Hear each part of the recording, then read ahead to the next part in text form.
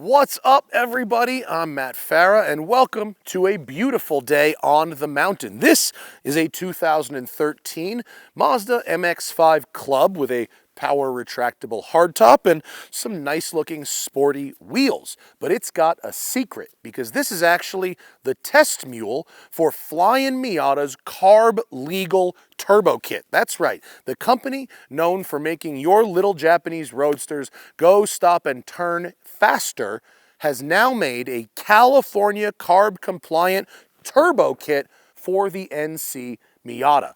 Big power, 91 octane, and it'll pass California smog. I couldn't wait to try it for myself, so Zach and I are up here on the mountain to give it the beans and see what it'll do. Guys, look at this. It's so tiny. It's so cute. It's so delightful. It's the Vantrue E1 Pro. And listen up, if you are rolling around in 2025 without a dash cam, it's like leaving your phone out at the bar with no password. You're exposed, from insurance scams to protection, if you drive for rideshare, to valet parking, to documenting interactions with law enforcement. A dash cam is one of those set it and forget it items that you don't really think about much until you really need it. And if you get lucky, you could even earn some cash on YouTube like me. The new Vantrue E1 Pro is the smallest 4K dash cam on the market, which is important because it's taking up valuable real estate on your windshield, maybe even in a sports car with a small one. But that doesn't mean it's not powerful. It's got a Starvis sensor with full 4K 30 FPS video, which is what we shoot our car reviews on. It also features audio noise reduction sensor to accurately capture interior conversation. It's got privacy mode and mileage statistics for reliable distance reporting if you drive for an employer, even if your car's odometer is a lying liar. Crucially, it's got 5 GHz Wi-Fi, making for lightning-fast access to the camera through your smartphone. Plus, big one, it's got plate picks. What is that, you say? It's an advanced technology that can automatically adjust resolution, frame rate, and many other functions to ensure license plates and other crucial evidence comes out clear as a bell. And for those of us photo nerds out there, rejoice at the standard included circular polarizer filter, which drastically cuts down on those pesky windshield reflections. This is a tiny little powerhouse right here, and you can get one for yourself. Vantrue's been protecting drivers for 10 years, so happy anniversary to a company that is truly driven. Hit the link in the video description to get a special TST price for a limited time only on the Vantrue E1 Pro dashcam, and stay protected while out on the open road. And thanks to Vantrue for sponsoring today's video.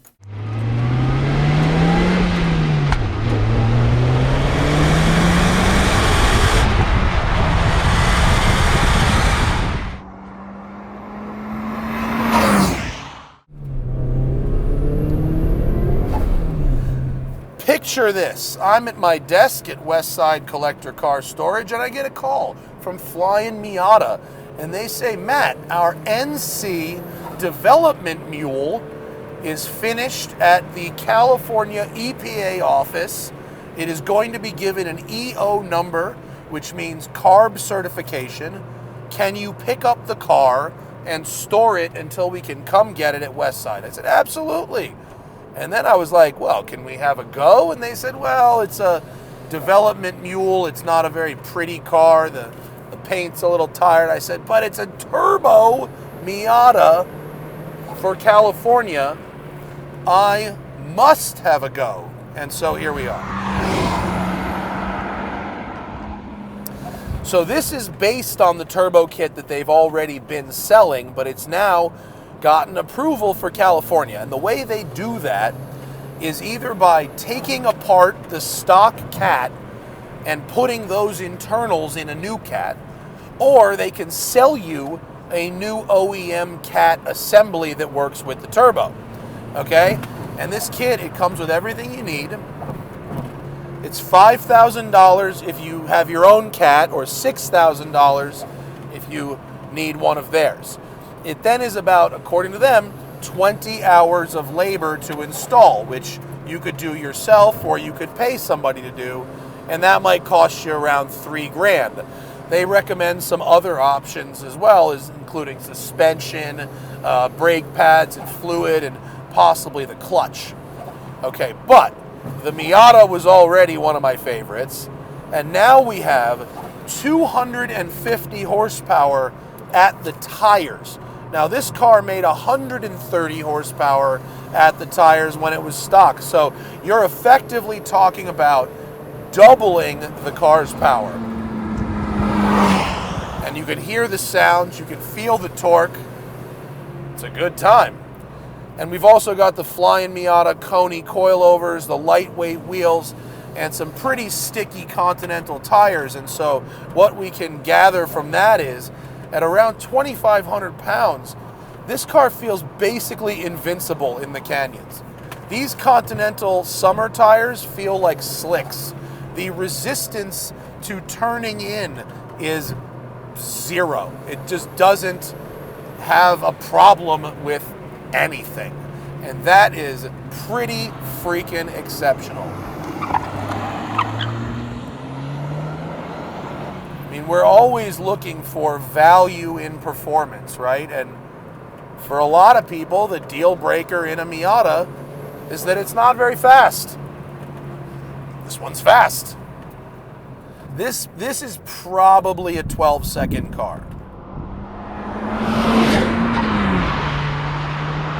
So the internals of the engine are not touched at all, okay? Stock MX-5 motor with 11-to-1 compression. They then run 11 PSI on top of that.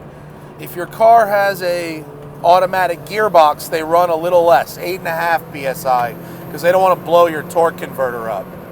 So that should be good for everything. You should have a pretty much factory reliability. Flying Miata says the highway fuel economy is the same as factory. That's great. You have these amazing noises.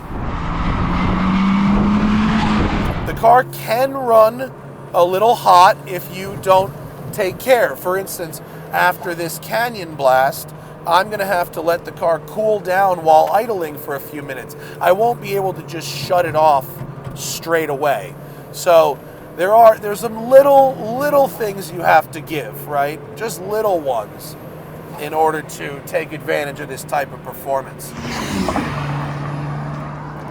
I mean, these Miatas are so nice when you get them to around this 220 to 250 at the tires. You can ride that wave of torque, and the response is pretty good. There is, if I had to make a criticism, in this tune, there's a little hesitation when you squeeze onto the throttle, about 10% throttle coming out of the corner. If you're a little heavier on the pedal and you get through that, you wouldn't notice it. It's what you get from a dyno tune that might need a little more in the streetability calibration department. Woo! It sounds nice inside the car. It's not all that loud outside the car, which is good. You can get a real sort of stealth speed thing happening. And although I have the top up for audio purposes, I mean, driving an MX-5 with the top down and this turbo humming right there, that's a real treat, man. Woof. This is like really fast. I've gone up this road this pace in $150,000 cars, and this is doing it no problem. And I bet this car's not even 20 grand. Maybe it's 20 grand or 25 grand, but it's shifter's great, clutch is light. I mean, these stock seats suck, but that could easily be fixed. I don't have a lot of complaints here. You do have to adjust yourself a very little bit. You have to use a little bit of brain power. And then, of course, there's the cost of entry. But, wow, what a great time.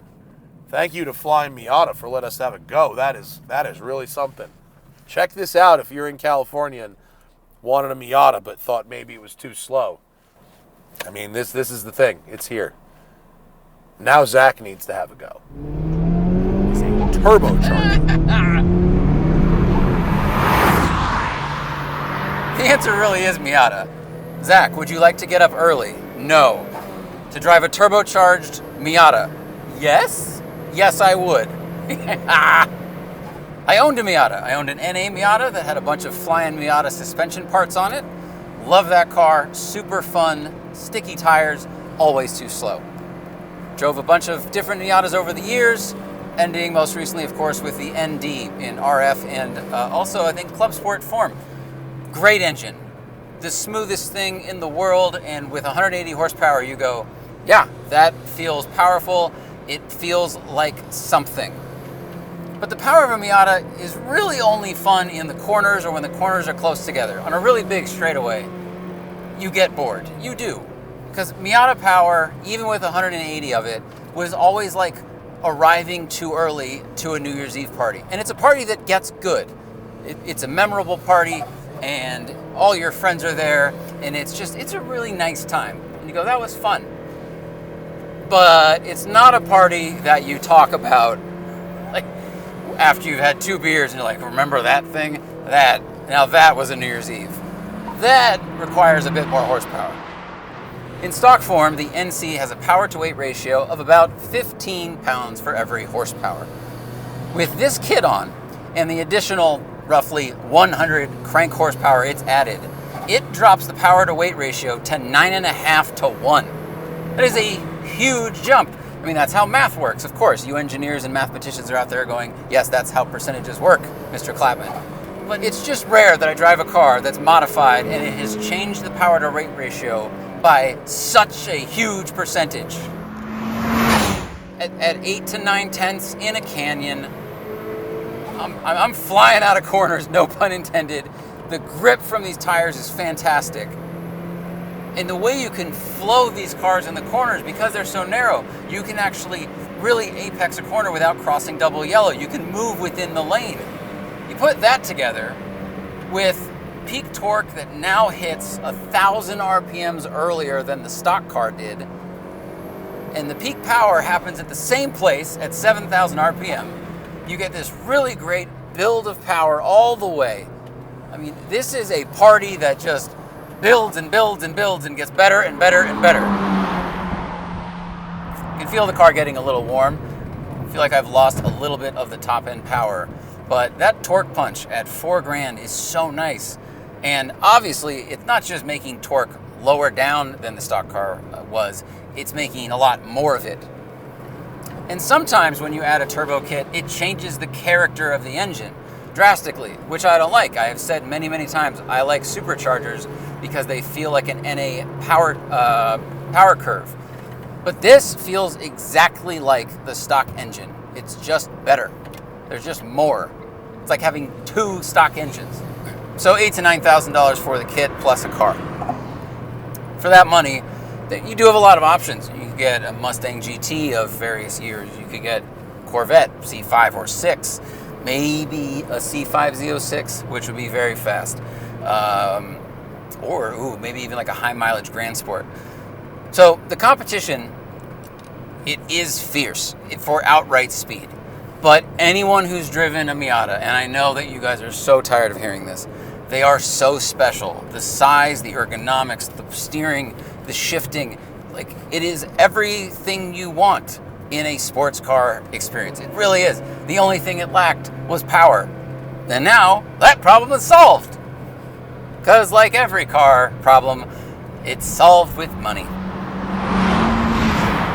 This is just so good. It's so good.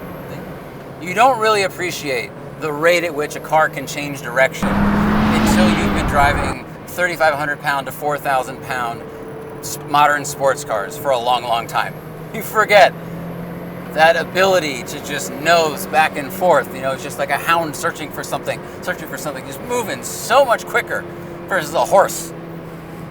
That's what modern cars feel like. They feel like a horse that's looking over here. Are there flowers over there? Can I eat that grass? I would say a bigger brake kit is a good choice. They have one. This car has upgraded pads and fluid, but even with that, I'm starting to feel like a little something underneath the pedal, almost like a micro warp of the rotor.